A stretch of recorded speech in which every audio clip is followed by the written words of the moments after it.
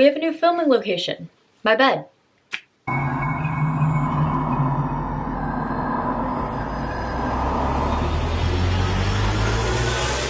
What's up guys, it's Lauren. Welcome back to my channel. In this video, I am going to be telling you guys about the mother who killed her own children for like the stupidest reason. I mean, I guess that would be an opinion, but you get what I'm saying. And my camera is almost dead because I forgot my battery charger at my mom's house. So if I randomly switch to my phone, that's why. So I'm not going to talk too much. Without further ado, let's get into the video. So their neighbors and friends were shocked when Ellen Boehm's two sons passed away under mysterious circumstances. They were curious as to how Ellen would continue on with life after she lost two of her children. However, Detective Sergeant Joseph Burgoon of the St. Louis Police Department was skeptical as to how her children had passed away. And this was even raising his skepticism, if that makes sense, when he found out that her daughter also had an incident. She somehow survived when a hairdryer fell into the bathtub with her and she barely made it past death. In the eyes of many, Ellen seemed to be a very devoted mother. However, unfortunately, Sergeant Joseph and his suspicions were far too accurate. Behind closed doors, Ellen was not ready for motherhood. She was really desperate for money. After investigating Ellen and her motives, it became really clear that she would do anything to get her hands on some cash, even if it meant murdering her own children in cold blood for the insurance money. There's a book titled Sleep My Child Forever by a veteran writer and true crime journalist by the name of John Costin, however you say it. He uses case documentaries, photos, police reports, etc. to expose Ellen and her double life. I will now read you an excerpt from the book if you are interested in purchasing it or just reading it however you read it. I don't know. I will link it down in the description below in case you are interested. It's a pretty long one, but this was a really short case because it's pretty self-explanatory, so just bear with me.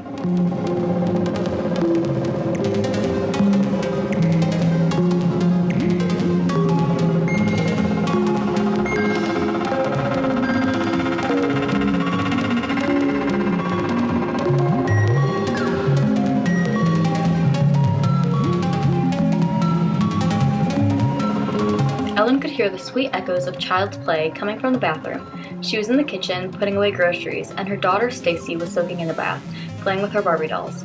She would scrub them down and pimp their hair, all the while talking in sing-song coos and whispers.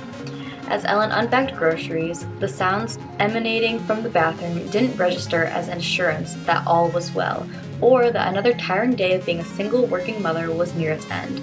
On its rainy night, Ellen's thoughts were pursuing a dangerous path.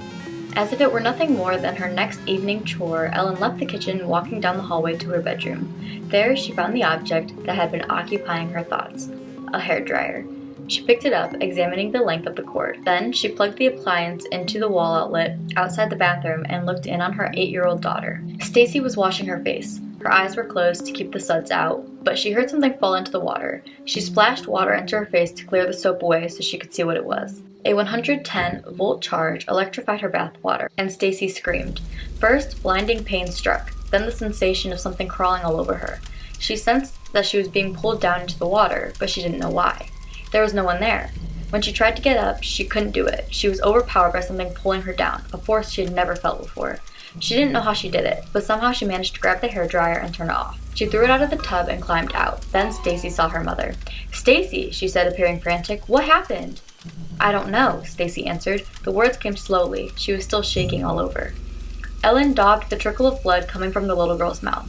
Stacy's little brother, Steve, who was 4 years old, had been awakened by his sister's screams, and he now stood at the entrance to the bathroom, watching his mother ask Stacy questions, helping her get dry with a towel.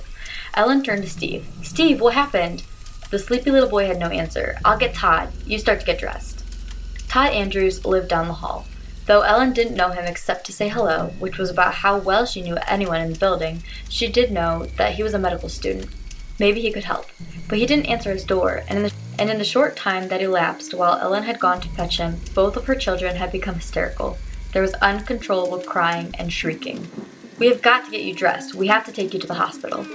Ellen shuttled them both to the bedroom, where she hurriedly began to dress them for a trip to the emergency room. Her mind was already preparing for the questions that would come from the doctors and nurses at Children's Hospital. She knew she couldn't tell anyone what really happened, so she prepped for an elaborate and quite realistic description of what happened. "We came home from the grocery store," she would tell them, "and I told her to take a bath, and Steve was going to go to bed. She read Steve his bedtime story and he was lying down, and we thought he was asleep. And I told Stacy on the sofa, 'Let's get your bath water run, you know. I'll help you in the tub, and if you need me, I'll be in the kitchen putting groceries away.'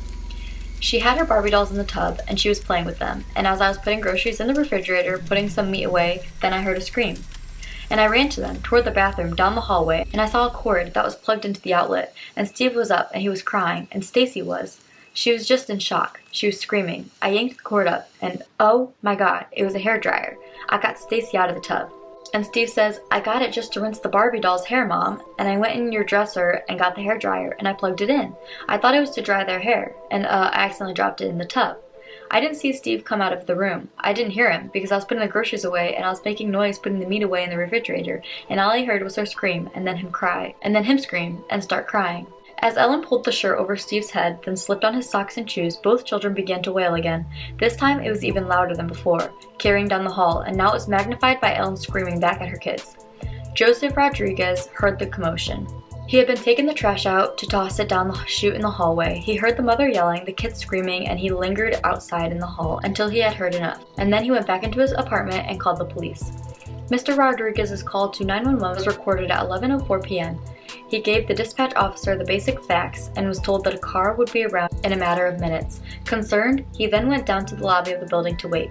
Tom Leisner, a patrolman, got the call. It was 11:12 when he pulled his cruiser up to the front of the building. The address was 4720 South Broadway. He could see a man standing off to the side and that the man was watching as a woman, with two brawling children in tow, exited in front of the building. The little girl was trying to say something. She was adamant about it. Ellen had told Stacy that if the doctors asked her what happened, she was to say that Stephen had thrown the hairdryer in the bathtub. Ellen told her daughter that she had talked to Stephen and that he said he did it because he thought she wanted to dry her Barbie doll's hair. But Stacy knew better. She knew Stephen would sound asleep. After all, she had read him his bedtime story, The Little Popcorn, and had tucked him in. He was not in the bathroom. There was nobody there. Ellen yanked harder on Stacy's arm, moving toward the police car. He wasn't there. He wasn't. "Officer," Ellen addressed Leisner, "would you please call an ambulance? My little girl has had an electrical shock." "Alexian Brothers Hospital is just on the street, ma'am," he said, pointing in that direction. Officer Leisner could see that the sobbing little girl was in some distress, but she was walking and talking and arguing with her mother to boot. To this day, the officer cannot recall the incident. In the log he would record later, it would go down as a Code 80. In other words, from what he had observed, this was no bona fide incident. Ellen turned and walked toward her car. If she wasn't going to get any satisfaction out of this policeman, she also wasn't going to stand around in the rain and get wet. Rodriguez watched as she drove away, then he approached the cruiser. The two men exchanged a few words with a 911 call, and Officer Leisner told Mr. Rodriguez what Ellen had said. The matter was closed. By the time Ellen arrived at Children's Hospital, little Stacy had settled down. She would tell it as her mother wanted. When Dr. Anna Fitzjames examined Stacy, Ellen explained that Stacy's little brother had dropped a hairdryer into her bath. Dr. Fitzjames noted the dilated pupils and the petechia, the minute hemorrhaging on her tongue. Otherwise, Stacy was fine. Ellen was told to keep an eye on her.